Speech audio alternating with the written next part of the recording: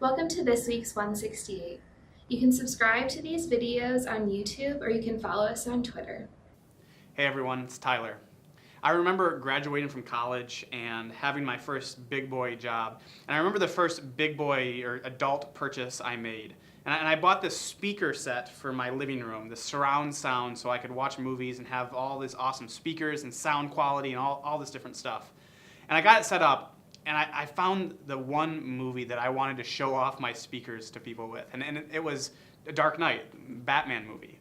And so I would have friends come over and I would say, hey, check this out. And I would play Batman and I would show them just how powerful my speakers were. And it kind of became a joke. A lot of my friends still, when we talk about what movie we want to watch, they'll say, oh, how about Dark Knight? And it's just something that we laugh about and it's a good memory. But part of that movie, there's this character, Harvey Dent. And at the end of the movie, he starts off a good guy and kind of becomes this antagonist.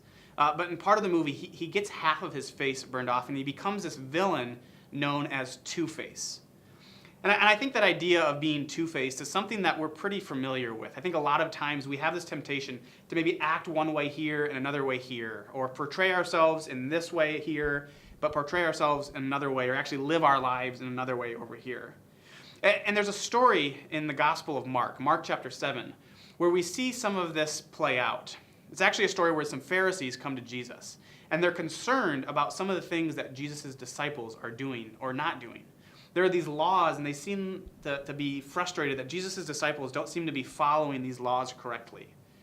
And Jesus begins to talk to them a little bit about the idea of, you honor me with your lips and your actions, but your heart is far away from me.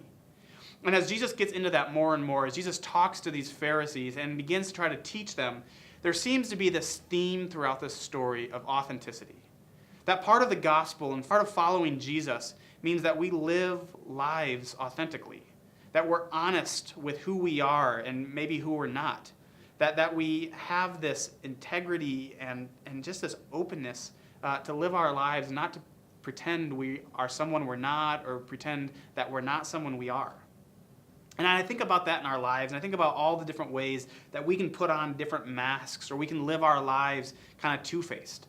Whether it's at church or at school, with our families, there's this constant temptation for us to portray ourselves one way and live our lives another way. See, because at the heart of it, Jesus wants us to be real. Jesus wants us to be open and authentic and honest and vulnerable. Jesus doesn't want us to pretend to be someone else or try to portray ourselves in any way but who we actually are. And so I think the question for us as we go throughout our weeks is this. What are some of the areas you struggle to be authentic? What are some of the places in your life where you feel that temptation to portray yourself one way or to live your lives different than you really are? Maybe like the Pharisees, you try to puff yourself up and pretend to be better than you are, and you put on this front and this face. And maybe for some of you, you live with such deep shame and regret and embarrassment for something that you've done or said or a way that you've lived your life that you feel like you're not good enough. And so you have to portray yourself better than you really are because if people only really knew me. See, God knows you and God still loves you. And we are invited to be completely honest and open and authentic. And so that's the question for today.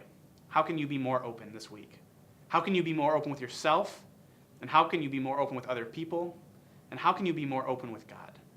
I hope you have a great week.